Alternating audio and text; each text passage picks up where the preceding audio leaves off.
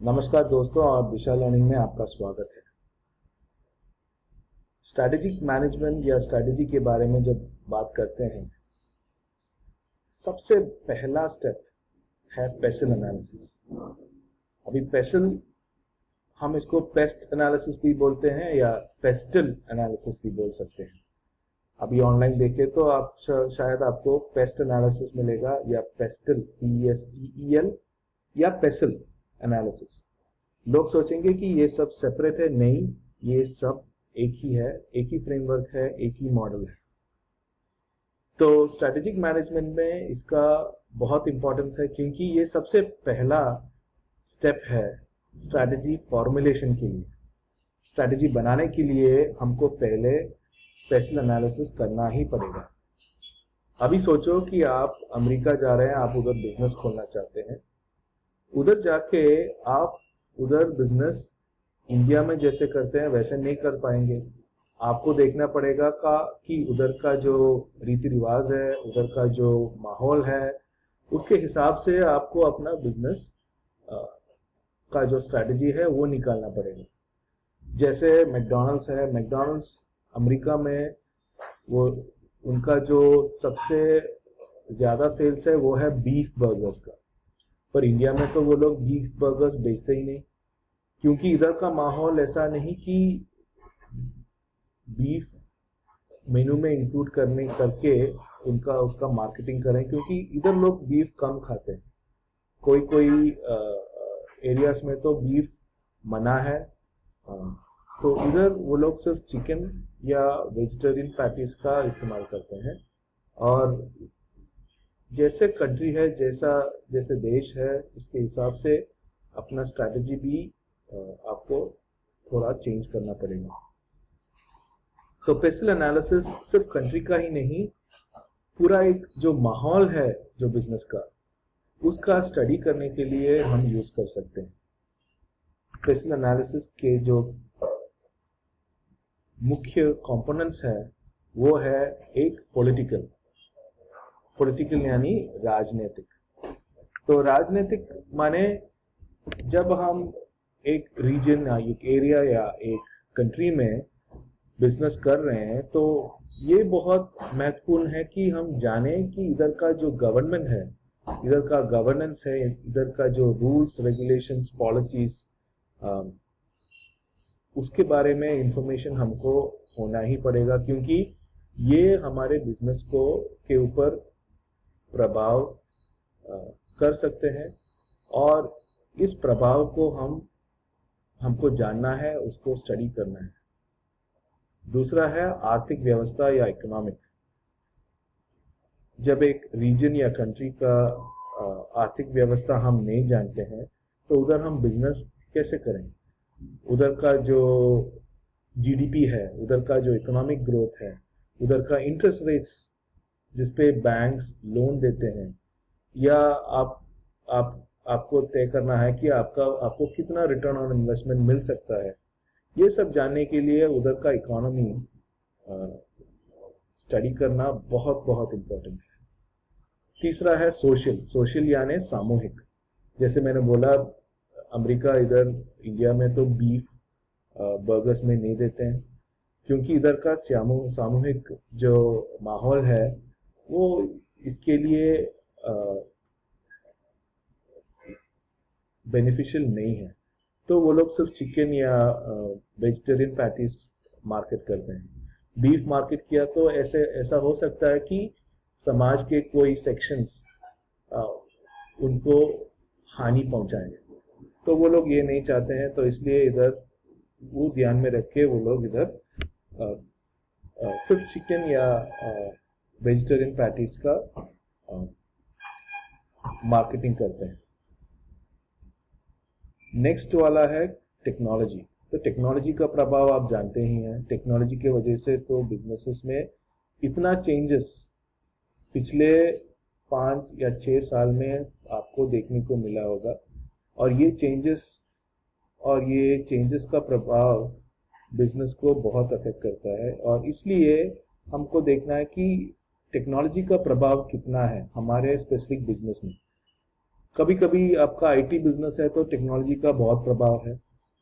शायद आपका traditional business रहेगा जैसे एग्रीकल्चर रिलेटेड या कमोडिटी रिलेटेड, उसमें उसमें टेक्नोलॉजी का प्रभाव है पर उतना नहीं जैसे आईटी में। तो ये भी आपको जांच करना पड़ेगा कि टेक्नोलॉजी का कितना प्रभाव है।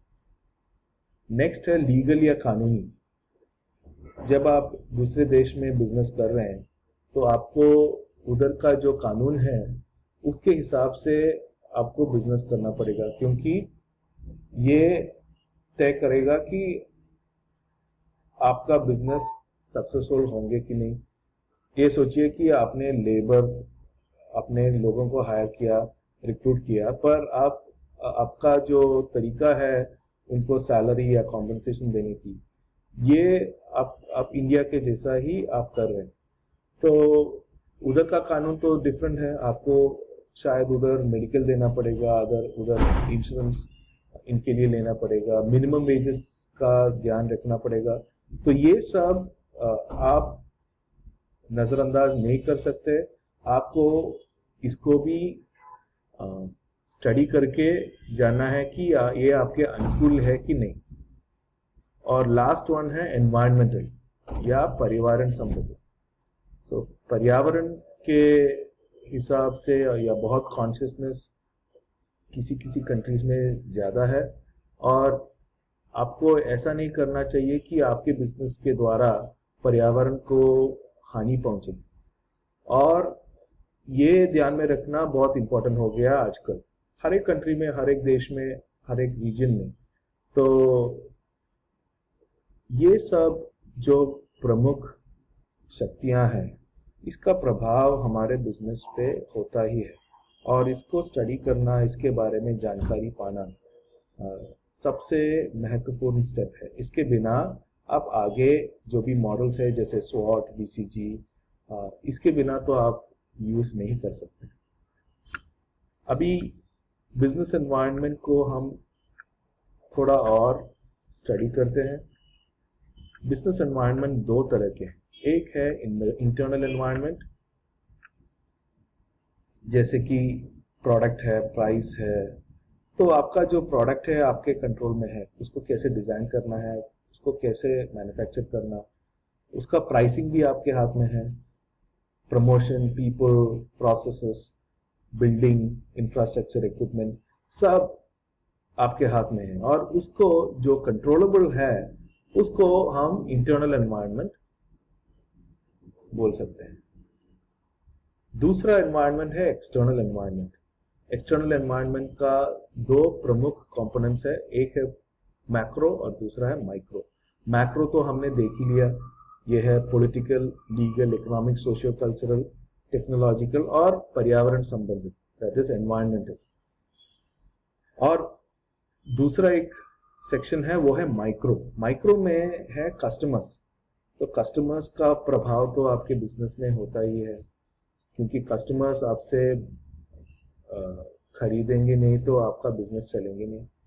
कॉम्पिटिटर्स का प्रभाव भी है, क्योंकि कॉम्पिटिटर्स के हिसाब से आपको अपना स्ट्रैटेजी बनाना पड़ेगा। और स्टेक होल्डर्स है जिनको ओनरशिप है, जिनका बहुत इन्वॉल्वमेंट है अपने बिजनेस में, जैसे ओनर्स, एम्प्लॉइज। तो उनका भी आपको इंटरेस्ट समझना और उसके हिसाब से अपना स्ट्रैटेजी बनाना पड़ेगा। तो ये जो एक्सटर्नल एनवायरनमेंट है, जो भी कंपोनेंट्स है मैक्रो या माइक्रो, ये आपके बिजनेस के कंट्रोल में नहीं है, उसको हम बोलते हैं अनकंट्रोलेबल। तो ये जो अपने कंट्रोल में नहीं है उसको हमको स्टडी करके उसका जो भी जानकारी है वो पूरा निकाल के हमको स्ट्रैटेजी फॉर्मुलेशन में यूज करना चाहिए।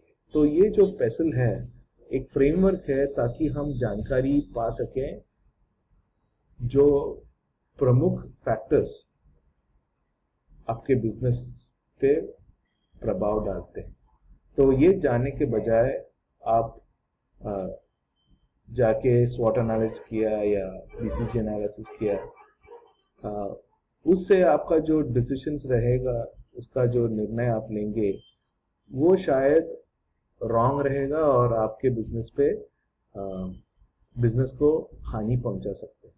तो इसलिए आपको सबसे पहले आपको पेसल एनालिसिस करना है और आपको पूरी तरह से जांच करना है कि ये माहौल कैसा है, एक्सटर्नल भी और इंटरनल भी। और ये जानने के बाद आप डिसाइड कर सकते हैं कि आपका नेक्स्ट स्टेप क्या रहेगा। तो ये है पेसल एनालिसिस, इसको पेस्ट एनालिसिस या पेस्टल भी लोग बोलते हैं। तो सब एक ही है।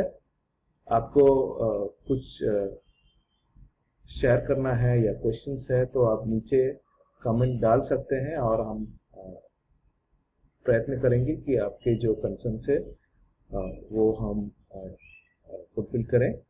तो धन्यवाद, थैंक यू।